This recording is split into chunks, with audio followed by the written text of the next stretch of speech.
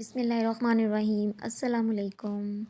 امید کرتی ہوں کہ آپ سب ٹھیک ہوں گے۔ میرا جو ناول ہے وہ ہے رقصہ، جس کی رائٹر ہیں ایمل رضا۔ چلیے چلتے ہیں ناول کی طرف۔ قسط نمبر 4۔ پاکستانی کمیونٹی میں وہ جانے پہچانے پاکستانی تھے، لیکن مقامی آبادی میں ان کا سرور سوخ زیادہ تھا۔ سکندر احمد سے شادی ان کا اپنا ذاتی فیصلہ تھا۔ سکندر نے ان سے اپنی منگنی اور شادی دونوں کو چھپایا تھا۔ اتنے سالوں بعد جب انہیں سب معلوم ہوا تو انہوں نے واویلا نہیں کیا۔ وہ سمجھدار اور پڑھی لکھی تھیں۔ پھر سکندر سے بہت محبت کرتی تھی، اس لیے ان کی بتائی ایک ایک بات سمجھ گئی کہ ان کی شادی کن حالت میں ہوئی اور وہ انہیں پاکستان لے کر کیوں نہیں جاتے۔ انس اور احد کو بھی انہوں نے سمجھا دیا تھا۔ انس تو نارمل رہا اور احد کو بس اتنا افسوس ہوا کہ ایک اور ویمپائر بہن کے نام پر نکل آئی۔ اس کا ماننا تھا کہ دنیا کی تمام بہنیں جو ہیں وہ چڑیل ہوتی ہیں، بھائیوں کا خون پیتی ہیں اور ہمیں جلا جلا کر کوئلہ بنا دیتی ہیں۔ اس کا یہ بھی کہا تھا کہ مستقبل میں قریب ہی ایک ایسی دوا مارکیٹ میں دستیاب ہوگی جس کے استعمال سے بھائی اذیت اور بے خوف ہو جائیں گے۔ اور ڈورس وہ ہفتوں کمروں میں بند رہی۔ انتہائی بدتمیزی سے اس نے ملنے کے لیے آنے والے اپنے دوستوں تک کو دفع ہو جانے کے لیے کہا۔ گھر کی بہت ساری چیزیں اٹھا کر اس نے پول میں پھینک دیں۔ اپنی لائی ہوئی کچھ قیمتی چیزیں اس نے توڑ دیں۔ عام حالات میں احد اسے تنگ کرتا، لیکن وہ بھی اس کے لیے پریشان ہو گیا تھا۔ اس سارے معاملے کا سب سے زیادہ صدمہ اس نے لیا تھا۔ بات صرف اس کے ایسے رویے کی رہتی تو شاید سکندر احمد برداشت کر لیتے، مگر مسئلہ یہ تھا کہ وہ ان سے بات نہیں کر رہی تھی۔ اس نے اس دن کے بعد ان سے بات کرنا بند کر دی تھی۔ اس کے پاپا نے دوسری شادی کی ہوئی تھی اور ان سے یہ سب چھپایا ہوا تھا۔ اور اب ان کی ایک بیٹی اور ایک بیٹا بھی ہے۔ وہ خود تمہیں نہیں جانتی تھی۔ اسے کس بات کا دکھ زیادہ ہے؟ ان کی شادی شدہ ہونے پر، 2 بچوں کا باپ ہونے پر، یا صرف اپنے پاپا نہ ہونے کا؟ اسے تو انس اور احد برداشت نہیں ہوتے تھے۔ وہ 2 اور کو برداشت کرے گی؟ اپنی محبت میں اسے شراکت داری قبول نہیں تھی۔ اب تو 2 اور حصے دار آ گئے تھے۔ اگر مجھ سے محبت کرتی ہو ڈورس تو مجھے اس محبت کا اظہار بھی دو۔ مجھے اور پریشان نہ کرو، میرا ساتھ دو، اپنے باپ کو ایسے اکیلا نہ کرو۔ تمہیں یہ سمجھنا ہی پڑے گا کہ وہ شادی میری مجبوری تھی، لیکن وہ میرے بچے ہیں، انہیں میرے ساتھ رہنا ہے۔ تم انہیں احد اور انس کی طرح سمجھو۔ میں نے ہمیشہ وہ کیا جو تم نے کہا۔ تمہاری خوشی کے لیے میں نے آسمان کے ستارے بھی توڑ لانے چاہے۔ اپنے پاپا کے لیے تم بھی کچھ کرو۔ ناراضی چھوڑ دو، مسکرا دو۔ مجھے آج رات کی فلائٹ سے پاکستان جانا ہے، تمہیں ایسے چھوڑ کر بھی نہیں جا سکتا۔ ان کے گلے سے لگ کر وہ رونے لگی۔ آپ جلدی واپس آ جائیں گے؟ ہاں، بہت جلد۔ آپ مجھ سے ہمیشہ پیار کرتے رہیں گے؟ ہاں ڈورس، باپ کا پیار کبھی اپنی اولاد کے لیے کم نہیں ہوتا۔ منال اور اسد دونوں ایک کمرے میں بیٹھے ایک دوسرے کو ایسے دیکھ رہے تھے جیسے کہہ رہے ہوں، کیا کریں، کہاں جائیں۔ انہیں اپنے اس نئے گھر میں اپنا مس فٹ ہونا بری طرح محسوس ہو رہا تھا۔ اگر اس گھر میں اماں ہوتی تو وہ خوشی سے چھلانگیں لگاتے، زندگی کی تصویر مکمل ہو جاتی۔ اب سب کچھ اجنبی لگ رہا تھا۔ پاپا، یہ گھر، اس گھر کے لوگ، پھر وہاں موجود ہر چیز اتنی خوبصورت تھی کہ وہ احساس کمتری کا شکار ہو رہے تھے۔ سکندر، صوفیہ، احد اور وہ گھر، ایسی خوبصورت زندگی میں کم صورت معمولی لوگ کہاں فٹ ہو سکتے ہیں؟ کیوں؟ اس نے گھور کر دیکھا۔ وہ دونوں جڑواں تھے، لیکن اسد وہ بڑی بہنوں کی طرح رعب ڈالتی تھی۔ باہر لان میں چلتے ہیں نا، کتنا پیارا ہے، آرام سے بیٹھے رہو، کوئی ضرورت نہیں کہیں جانے کی۔ اتنا تو آرام کیا تھا جہاز میں۔ چلو آؤ گھر کی سیر کرتے ہیں۔ تم اتنا خوش کیوں ہو رہے ہو؟ اسد کو ایسے دیکھ کر اس کی جان جل رہی تھی۔ تو کیا کروں، دیکھو کتنا پیارا گھر ہے ہمارا۔ پاپا کتنے امیر ہیں، یہ ہمارا گھر نہیں ہے اور وہ ہمارے پاپا بھی نہیں ہیں، وہ ان کے پاپا ہیں جن کے ساتھ وہ یہاں رہتے ہیں۔ احد کو دیکھا تھا کیسے ہمیں باتیں سنا رہا تھا؟ اور آنٹی کے کپڑے دیکھے ہیں تم نے؟ ہماری اماں بیچاری سرکاری ہسپتالوں کے چکر لگاتے لگاتے مر گئی۔ صبح سے دوپہر تک پرچی لے کر لائن میں کھڑی رہتی تھی، پھر کہیں جا کر چیک اپ ہوتا، دوا ملتی، اور یہاں یہ سب عیش سے زندگی گزارتے رہے۔ ہاں، اگر پاپا ہمیں بھی اپنے ساتھ رکھتے تو میں احد کی طرح لگتا اور اماں آنٹی کی طرح۔ اسد بھی افسردہ ہو گیا۔ اور ہم خوش ہوتے، اماں زندہ ہوتیں۔ ایسی ہی باتیں یاد کرتے وہ بار بار روتی رہتی تھی۔ جس نے کسی کے غموں کے ساتھ زندگی گزاری ہو وہ اپنی خوشیوں میں بھی غم زدہ ہی رہتا ہے۔ اس کے لیے یہ بڑا عالیشان گھر بے معنی تھا۔ سکندر احمد کا بے حد امیر ہونا بے حیثیت تھا، کیونکہ ان کی حیثیت گزرا وقت واپس نہیں لا سکتی تھی۔ وہ اس گھر میں مجبوری کے تحت لائے گئے تھے، شوق یا محبت سے نہیں۔ وہ اس گھر اور اس گھر کے لوگوں سے کیسے محبت کر سکتی تھی؟ وہ تو ہر چیز کو آگ لگا دینا چاہتی تھی۔ صوفیہ ان کے پاس آ کر بیٹھ گئی۔ وہ ان کی اماں ان کی بیماری اور وفات کا پوچھ رہی تھیں۔ ان سے وہ مہذب طریقے سے افسوس کر رہی تھی۔ منال کو ایسے لگ رہا تھا جیسے وہ ان کا مذاق اڑا رہی ہوں۔ وہ ایسی عورت کا ذکر کر رہی تھی جو کبھی ان کی برابری نہیں کر سکتی تھی۔ پھر وہ انہیں رات کے کھانے کے لیے میز پر لائیں۔ یہ تمہارا بڑا بھائی ہے انس؟ انس اکیلا کرسی میں ترچھا بیٹھا لاؤنج کی طرف منہ کر کے میچ دیکھ رہا تھا۔ ہائے، اس نے خوش دلی سے کہا۔ انس، یہ منال ہے اور یہ اسد، دونوں جڑواں ہیں۔ انس مسکرانے لگا۔ اسد انس کے ساتھ والی کرسی پر بیٹھ گیا اور دونوں ایسے میچ دیکھنے لگے جیسے سالوں پرانے دوست ہوں اور ایک ساتھ ہی بیٹھ کر دیکھتے رہے۔ منال نے گھور کر اسد کو دیکھا لیکن اسد اس کی طرف متوجہ ہی نہیں ہوا۔ بیٹھ جاؤ منال، اور منال بیٹھ گئی۔ انس نے اسے دیکھا، میز لگائی۔ صوفیہ نے بھی ہاتھ روک کر منال کو دیکھا اور گہرا سانس لے کر رہ گئی۔ پاپا کراؤن کرسی پر آ کر بیٹھ گئے۔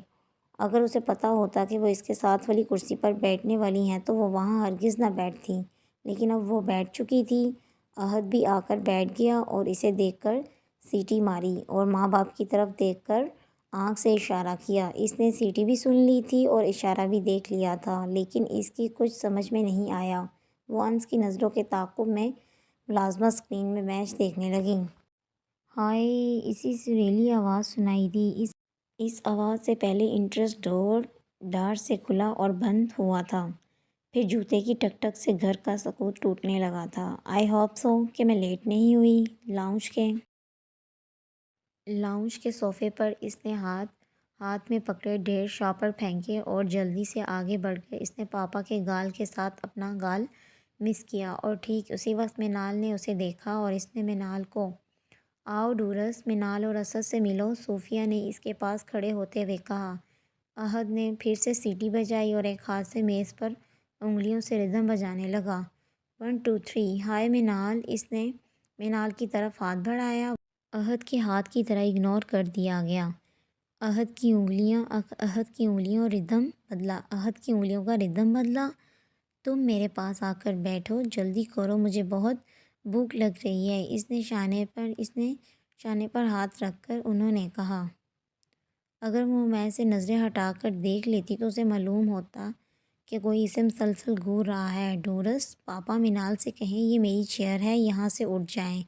اپنا نام سنتے ہی اس نے بے اختیار نظریں اٹھا کر اس کی طرف دیکھا۔ ڈورس، اس نے زیر لب نام لیا۔ ڈورس، اس سے پہلے کہ وہ کچھ کہتی ایک بار پھر صوفیہ نے آواز دی، ادھر آؤ میرے پاس۔ اپنی کرسی کے پاس کھڑی وہ اس کے آنے کا انتظار کر رہی تھی۔ نو ماما پاپا، منال سے کہیں کہ وہ میری چیئر سے اٹھ جائیں۔ اس کی آواز میں غصہ بھی تھا اور ناپسندیدگی بھی۔ وہ پاپا کے ساتھ والی اس کرسی میں بیٹھی تھی اور صرف اس کرسی پر بیٹھی تھی۔ یہ اس کی عادت تھی یا محبت؟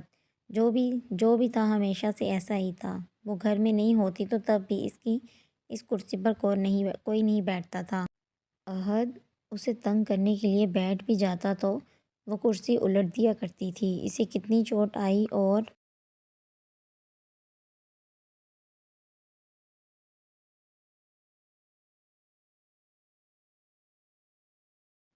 کہاں آئی، وہ پرواہ نہیں کرتی تھی۔ وہ تو اس کا قتل تک کر سکتی تھی۔ ڈورس، اپنی ماما کی بات مانو اور ان کے پاس جا کر بیٹھ جاؤ، انہوں نے پیار سے کہا، پر اس نے سنا ہی نہیں۔ منال، تم اس کرسی پر بیٹھ جاؤ۔ اب اس نے براہ راست اسے مخاطب کیا۔ منال نے سر اٹھایا، نہ ہی اس کی طرف دیکھا۔ وہاں ڈورس نہیں، نادیہ کھڑی تھی۔ وہ اسے اپنے پاپا کی گود سے ذلیل کر کے اٹھا رہی ہے۔ اٹھو میرے پاپا کی گود سے، بلا وجہ نادیہ اسے کہہ رہی ہے۔ اٹھو، اٹھتی کیوں نہیں؟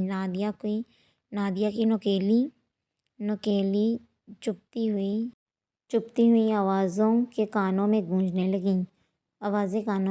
لگیں۔ یہ میرے پاپا ہیں، اٹھو یہاں سے، جاؤ اپنے پاپا کے پاس۔ کیا آپ اتنے سالوں بعد اپنی ماں کو کھو دینے کے بعد بھی اس کے ساتھ ہی یہ سب ہوگا؟ اسے دوسرے کے لیے اپنی جگہ چھوڑنی ہوگی۔ نہیں، اب اسے نہیں اٹھنا تھا۔ وہ ایک بار پھر سے کسی نادیہ کو خود پر حکومت کرنے کی اجازت نہیں دے سکتی تھی۔ مجھے نہیں اٹھنا یہاں سے۔ اس نے جیسے بیک وقت دونوں کو جواب دیا، نادیہ کو بھی اور ڈورس کو بھی۔ ڈورس اس کی شکل دیکھنے لگی۔ احد نے ٹیبل بجانا بند کیا۔ دوبارہ مجھے ایسے حکم نہ دینا، یہ تمہارے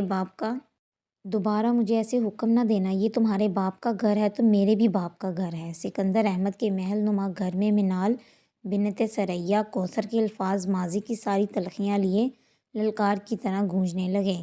ڈورس نے اپنی زندگی میں ایسا لہجہ اور ایسے الفاظ نہیں سنے تھے۔ انکار تو بالکل نہیں سنا تھا، وہ بھی پاپا کے سامنے۔ تم ماما کے ساتھ جا کر بیٹھ جاؤ، اپنی ماما پر زور دے کر کہا۔ نظر اس کی بدستور اسکرین کی طرف تھی۔ یہ میری جگہ ہے مس منال، انس اور احد بھی یہاں نہیں بیٹھتے۔ لہجہ وہ بھی بدل سکتی تھی۔ یہ میرا کمرہ ہے، یہ میرے پاپا ہیں، یہ ہمارا گھر ہے۔ نادیہ دور کھڑی کہیں سے چنگھاڑ رہی تھی۔ آج سے یہ میری جگہ ہے میڈم ڈورس، وہ چنگھاڑ کر بولی اور حال میں سکوت چھا گیا۔ ڈورس، میری بات مانو کہ ماما کے ساتھ جا کر بیٹھ جاؤ، پاپا نے اس کا ہاتھ اپنے ہونٹوں سے لگا کر کہا۔ منال نے ڈورس کے ہاتھ اور پاپا کے پیار کو دیکھا۔ دل کی بستی تو پہلے ہی قائم نہیں تھی، اب اور اجاڑ ہو گئی۔ منال، کھانا کھاؤ۔ صوفیہ نے چاول کی ڈش اس کی طرف بڑھائی۔ ڈورس دور بیٹھی اسے تیرچھی نظروں سے دیکھ رہی تھی۔ مجھے نہیں کھانا۔ غصہ اس سے سکندر احمد اور ڈورس کی محبت پر آیا تھا، نکالنا وہ کھانے پر چاہتی تھی۔ کیوں کھانا پسند نہیں آیا؟ وہ فکر مند سی ہو گئی۔ کھانا تو بہت اچھا تھا۔ ٹیبل پر بیٹھ کر کھایا نہیں جا رہا ہوگا، احد نے شاید ڈورس کا بدلہ لیا تھا۔ ٹھیک کہا، ہمیں چیئر پر بیٹھ کر کھانے کی عادت نہیں ہے۔ کیوں نہیں ہے؟ کیونکہ ہمارا باپ سکندر احمد تمہارا باپ بننے میں اتنے مصروف تھے کہ ہم انہیں یاد نہیں آئے۔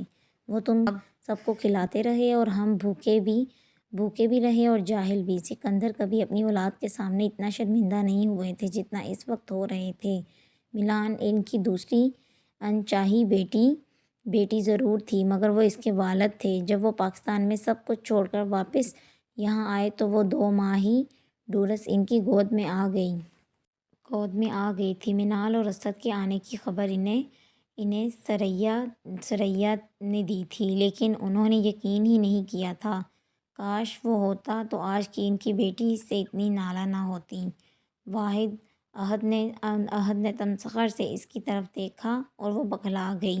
کیا کھاؤ گی؟ بتاؤ، میں بھی بنا دوں۔ مجھے یہ سب نہیں کھانا۔ انہیں اچھا کھانا کھانے کی عادت نہیں ہوگی۔ جو انڈین لوگ الٹا سیدھا کھاتے ہیں وہی لا دو انہیں۔ احد کو وہ بری نہیں بہت بری لگ رہی تھی۔ اتنی سی دیر میں اس نے ان کے گھر کا سارا ماحول بدل دیا تھا۔ اس کے دماغ کا پارا بھی کافی چڑھ گیا تھا۔ الفاظ بیان انداز کر سکتے تھے لیکن انداز نہیں، اور کیوں کرتی۔ اس نے سامنے پڑا سوپ کا پیالہ احد کی طرف اچھال دیا۔ مجھے اپنی یہ والی بہن مت سمجھنا، اس نے ڈورس کی طرف اشارہ کر کے کہا۔ یہ کام وہ اسد کے ساتھ تب کرتی تھی جب اس کا غصہ حد سے زیادہ بڑھ جاتا تھا۔ اس کا دل چاہتا تھا کہ وہ اسد کو جان سے مار دے، اس کا دل چاہتا تھا کہ احد کو بھی جان سے مار دے۔ سوپ احد کے منہ اور شرٹ پر گرا۔ سب ایک ساتھ اٹھے۔ احد کے منہ سے تیزی سے انگلش میں گالیاں نکلنے لگی۔ وہ اس کے سر پر کچھ دے مارنا چاہتا تھا۔ انس احد کو سنبھالنے کی کوشش کر رہا تھا، وہ پاگل ہو رہا تھا۔ صوفیہ نے سکندر کی طرف دیکھا۔ سکندر نے ایک ٹھنڈی سانس لی۔ یہ ان سب کے لیے نیا تھا اور ڈورس کی لڑائیاں ہوتی تھیں لیکن ایسا کچھ نہیں ہوتا تھا۔ سکندر نے احد کو ڈانٹ کر کمرے میں بھیج دیا۔ صوفیہ، تم منال سے پوچھ کر اس کے لیے کچھ بنا دو۔ مجھے کچھ نہیں کھانا، اس نے اطمینان سے جواب دیا۔ اسد اسے مسلسل گھور رہا تھا۔ صوفیہ سکندر احمد کی طرف دیکھنے لگی کہ اب کیا کریں۔ منال، اسد میرے ساتھ آؤ۔ صوفیہ، تم گاڑی کی چابی لے آؤ۔ پاپا، میں ڈرائیونگ کروں گی۔ ڈورس جانتی تھی کہ ان کی نظر کمزور ہے، ان کے لیے رات کو ڈرائیونگ کرنا ٹھیک نہیں اوکے آ جاؤ، وہ آگے بڑھے، ہمیں صرف آپ کے ساتھ جانا ہے، اس نے براہ راست پہلی بار پاپا کو مخاطب کر کے کہا۔ ڈورس کے ہاتھ سے چابی لے کر وہ خاموشی سے آگے بڑھ گئیں۔ ڈورس انہیں جاتا ہوا دیکھنے لگی۔ بیٹا وہ اتنا عرصہ اپنے پاپا سے دور رہی ہے، پھر وہ کچھ ناراض بھی ہے ان سے، سب ٹھیک ہو جائے گا، تھوڑا وقت لگے گا۔ صوفیہ نے ڈورس کو سمجھانا چاہا۔ ماما میں صرف پاپا کے لیے سب برداشت کر رہی ہوں، پاپا سے بدتمیزی میں برداشت نہیں کروں گی۔ وہ کتنی بدتمیزی سے بات کرتی ہے پاپا سے، کیونکہ خفا ہے ان سے، میں بھی خفا ہوتی ہوں پاپا سے، میں تو ایسے بیہیو نہیں کرتی۔ تم میں اور اس میں فرق ہے ڈورس۔ ہاں مجھ میں اور اس میں بہت فرق ہے، اور فرق ہمیشہ رہنے والا ہے۔ سکندر احمد اس سے بات چیت کی ہر کوشش میں بری طرح سے ناکام ہو چکے تھے۔ وہ انہیں مخاطب کرتی تھی، نہ ان کی طرف دیکھتی تھی۔ انہوں نے دونوں کو شاپنگ کروائی، انہیں اپنے ساتھ آؤٹنگ کے لیے لے کر گئے، مگر پھر بھی ان کے درمیان اجنبیت موجود رہی۔ صوفیہ کی وجہ سے منال ان کے ساتھ چلی بھی گئی تھی، ورنہ شاید کبھی نہ جاتی۔ ان کی نسبت وہ صوفیہ کا لحاظ کر لیتی تھی، صوفیہ سے بات بھی کر لیتی تھی۔ اسد کو الگ کمرہ دیا گیا تھا، لیکن وہ فی الحال منال کے ساتھ ہی رہ رہا تھا۔ انہیں عادت تھی ایک ہی کمرے میں سونے کی۔ پاکستان میں تینوں ایک ہی کمرے میں سوتے تھے، وہ اماں کے ساتھ بیڈ پر اور اسد صوفے پر۔ ڈورس آپ ہی جیسی خوبصورت لڑکی میں نے آج تک نہیں دیکھی۔ وہ دونوں اپنے کمرے سے ڈورس اور پاپا دونوں کی جاگنگ کرتے ہوئے دیکھ رہے تھے۔ خوشی ہر انسان کو خوبصورت بنا دیتی ہے۔ کمرے کی کھڑکی سے وہ دونوں کو ہنستے ہوئے دیکھ رہی تھی۔ انس بھائی نے کہا کہ میں ان کے ساتھ لندن چلوں؟ تم لندن جاؤ گے؟ شاید وہ کہنا چاہتی تھی کہ تم مجھے چھوڑ کر لندن جاؤ گے۔ ہاں انس بھائی کہہ رہے ہیں وہاں میرا ایڈمیشن آسانی سے ہو جائے گا۔ اسد کو باہر جا کر پڑھنے کا بہت شوق تھا۔ کہاں؟ بس باہر؟ کوئی سا بھی ملک ہو، کوئی بھی کالج یونیورسٹی ہو، وہ لائق بھی بہت تھا۔ اماں ہمیشہ ان دونوں کو کہتی تھی کہ وہ دونوں پڑھنے کے لیے باہر بھیجیں گی، اسی لیے انہوں نے سکندر احمد کا آبائی گھر سنبھال کر رکھا ہوا تھا تاکہ اسے بیچ کر وہ ان دونوں کو پڑھا سکیں۔ وہ انہیں سکندر احمد کے لیے قابل فخر بنانا چاہتی تھیں تاکہ وہ انہیں قبول کرتے ہوئے شرمائیں نہیں۔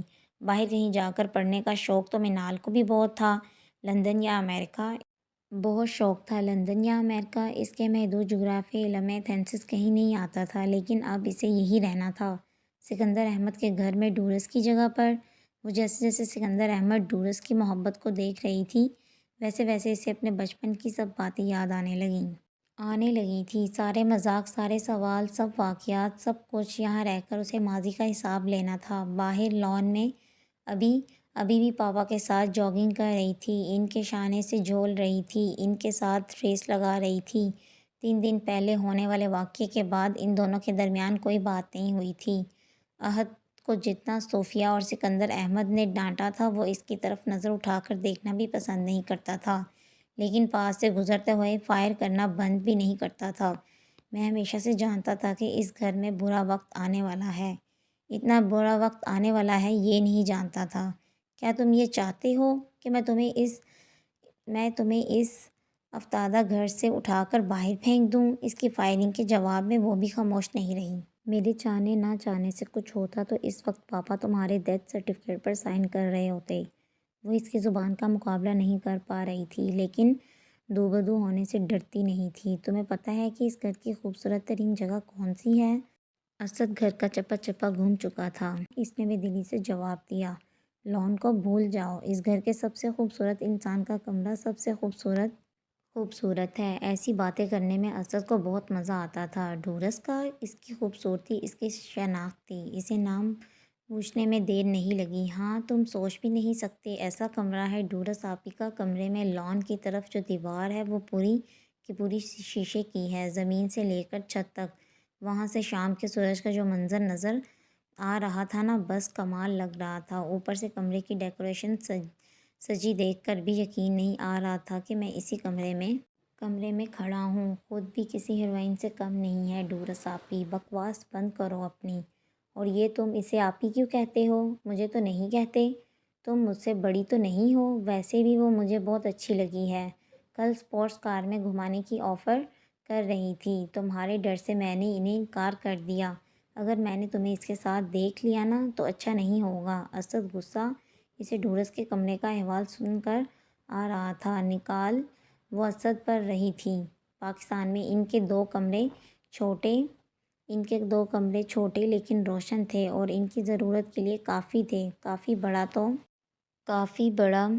بڑا تو یہ کمرہ بھی تھا جو اسے دیا گیا تھا، لیکن ڈھورس کا کمرہ اتنے سالوں کے بعد ملنے پر بھی سکندر احمد نے انہیں سب سے پیچھے ہی رکھا تھا۔ انہیں اپنی پہلی اولاد سے کم ہی دیا تھا۔ یہ تو اس کی ہتک تھی کہ اماں کی محبت کا صلہ ملا تو یہ۔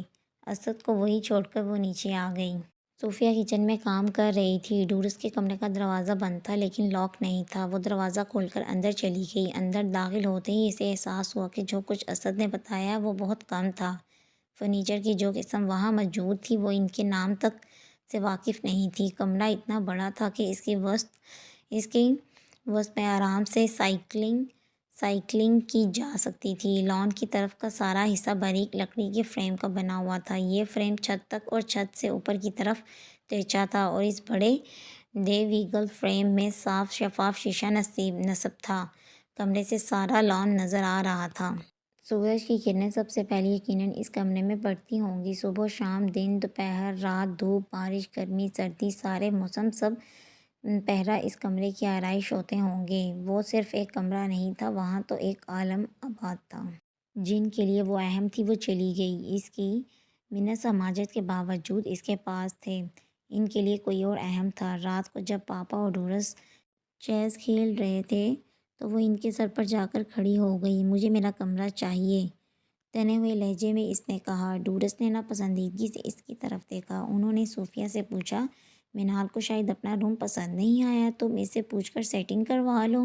جو روم مجھے دیا گیا ہے وہ روم نہیں چاہیے۔ صوفیہ کے کچھ بھی بولنے سے پہلے اس نے جلدی سے کہا، گھر میں ایک اور روم بھی ہے، تم وہ بھی دیکھ لو۔ حسب عادت صوفیہ نے نرمی سے کہا، میں سب رومز دیکھ چکی ہوں، ویسے بھی مجھے فرسٹ فلور میں نہیں رہنا، مجھے نیچے وہ روم چاہیے۔ اس نے ہاتھ سے ڈھورس کے کمرے کی طرف لیپ ٹاپ پر کام کرتے انس نے اس کے اشارے کی طرف دیکھا۔ آئی فون کے ساتھ مصروف احد نے بھی اور صوفیہ نے بھی۔ ڈھورس نے اس کے ہاتھ کے اشارے کی بجائے اسے دیکھنا ضروری سمجھا۔ اس کی بھویں تن گئیں۔ وہ روم ڈھورس کا ہے، پاپا نے نرمی سے کہا، تم کوئی اور روم دیکھ لو۔ آپ نے تو کہا تھا کہ یہ میرا بھی گھر ہے، وہ انہیں یاد دلاتے ہوئے جتا رہی تھی۔ ہاں، یہ گھر تمہارا ہے جیسے ان سب کا ہے، مجھے اپنے گھر کا وہ روم چاہیے۔ اس کا ہاتھ بدستور اس کمرے کی طرف تھا۔ ڈھورس کے لب پیچ گئے۔ تم میرا روم لے لو، آؤ میں تمہیں اپنا روم دکھاؤں۔ وہ اٹھ کھڑے ہوئے۔ مجھے وہی روم پسند ہے اور مجھے چاہیے بھی صرف وہی۔ آپ کو میری پسند کا خیال رکھنا چاہیے۔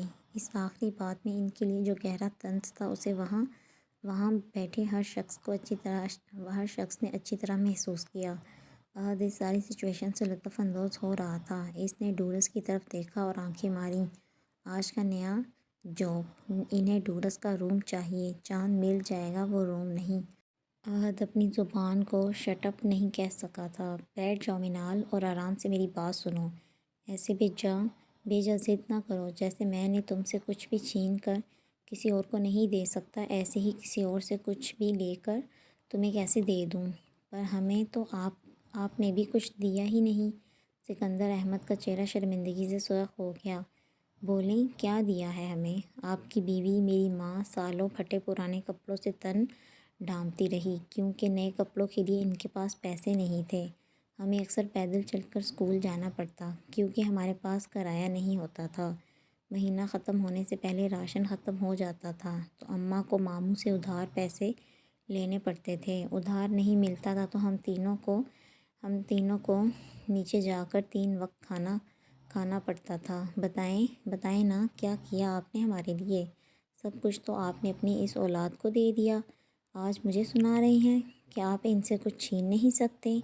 ان سے نہیں چھین سکتے تو ہم سے ہمارا بچپن کیوں چھینا؟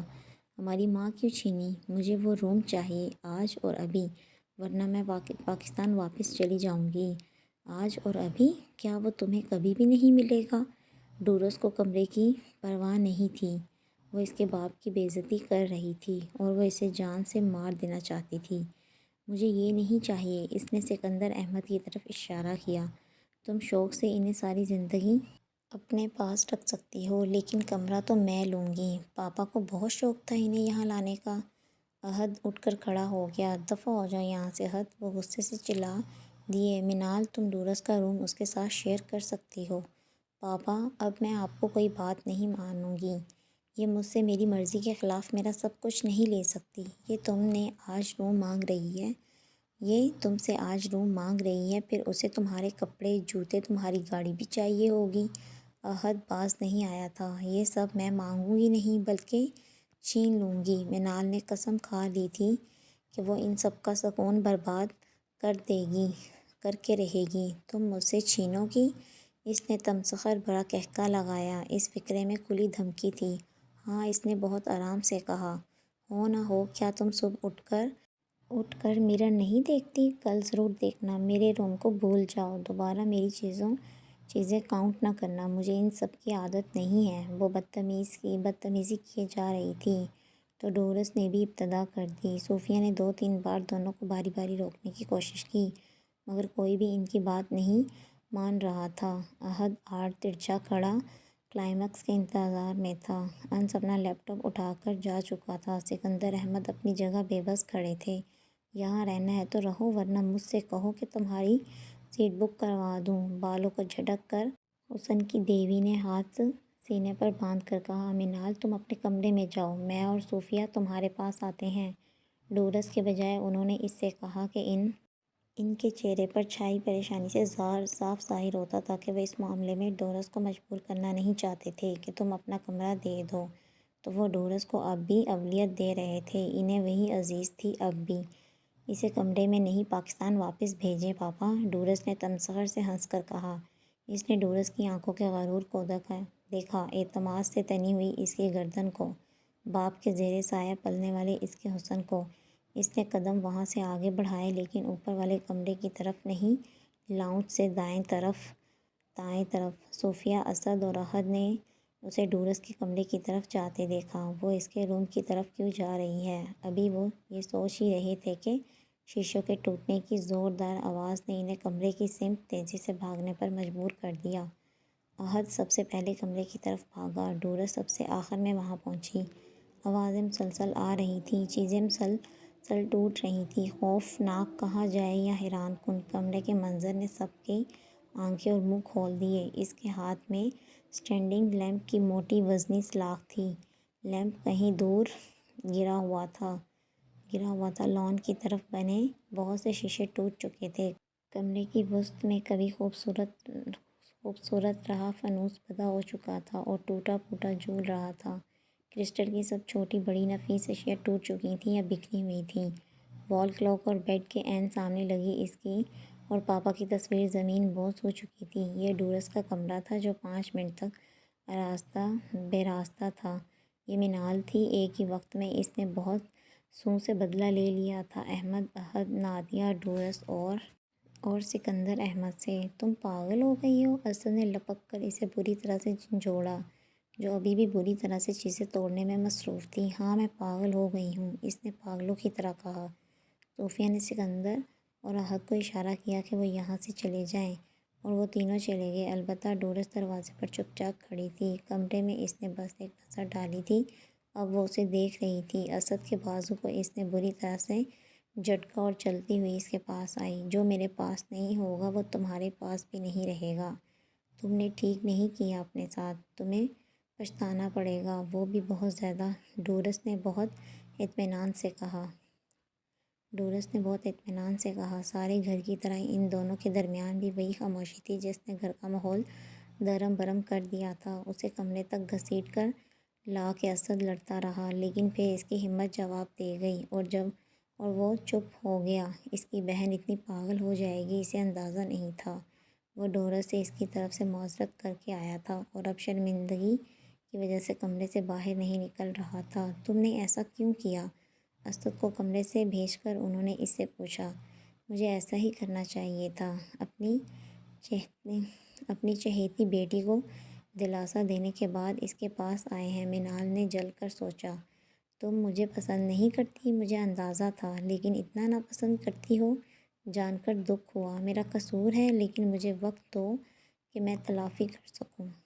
قصور تو اماں کا تھا جنہوں نے آپ سے شادی کی۔ منال مجھے معاف نہیں کر سکتی؟ تو تم کم از کم تکلیف دینا بند کرو۔ میں کوشش کر رہا ہوں کہ تمہیں خوش رکھ سکوں، تمہیں ہر چیز دے سکوں۔ پھر آپ نے مجھے وہ روم کیوں نہیں دیا؟ وہ روم اس کا ہے۔ اگر وہ اس کے لیے ہو سکتا ہے تو میرے لیے بھی ہو سکتا ہے۔ وہ اتنے سالوں سے وہاں ہے، اب میری باری ہے، اس نے سنجیدگی سے جتایا۔ میں تمہیں ہر چیز دوں گا جو تم کہو گی، لیکن تم ڈورس کو تکلیف نہ دو۔ میں نے ثریا کو کبھی بیوی تسلیم نہیں کیا، میں نے پلٹ کر اس کی خبر تک نہیں لی۔ میں نے غفلت دکھائی، برا کیا، بہت برا کیا۔ اگر میں ایک اس کی خبر لے لیتا تو مجھے تمہارے بارے میں بھی معلوم ہو جاتا۔ میں اپنی ہر غلطی تسلیم کر چکا ہوں۔ منال مجھے ہر طرح سے سزا دے لو، لیکن ڈورس سے کچھ نہ کہو، ڈورس سے کچھ نہ کہا کرو۔ میں نہیں چاہتا کہ تم میں سے کوئی بھی تکلیف میں ہو۔ اسے اپنی بہن سمجھو، دوستی کرو، لیکن ایسا نہ کرو۔ اس کی آنکھیں پانی سے بھر گئیں۔ وہ اس کے سامنے بیٹھے ڈورس کی تکلیف کے لیے پریشان ہو رہے تھے، اس کے لیے التجا کر رہے تھے۔ اس کے سامنے بیٹھے وہ اقرار کر رہے تھے کہ وہ اس سے کتنی محبت کرتے ہیں۔ وہ اس سے سب کچھ چھین سکتی تھی، لیکن وہ محبت نہیں جو ڈورس سے کرتے تھے۔ اگلے دن ہی انہوں نے ڈورس کو صوفیہ کے ساتھ تفریح کے لیے بھیج دیا۔ وہ چاہتے تھے کہ دونوں ایک دوسرے سے فی الحال دور رہیں۔ منال کے لیے انہوں نے گیسٹ روم اور گھر کی دوسری جگہ استعمال کرتے ہوئے کمرے کی تعمیر کرا دی تھی۔ احد نے اتنی بڑی تعمیر ہوتے دیکھی تو اسے یقین ہو گیا۔ انشاءاللہ میں نیکسٹ ایپیسوڈ جلدی اپلوڈ کروں گی۔ تب تک کے لیے اللہ حافظ، اپنا خیال رکھیے گا۔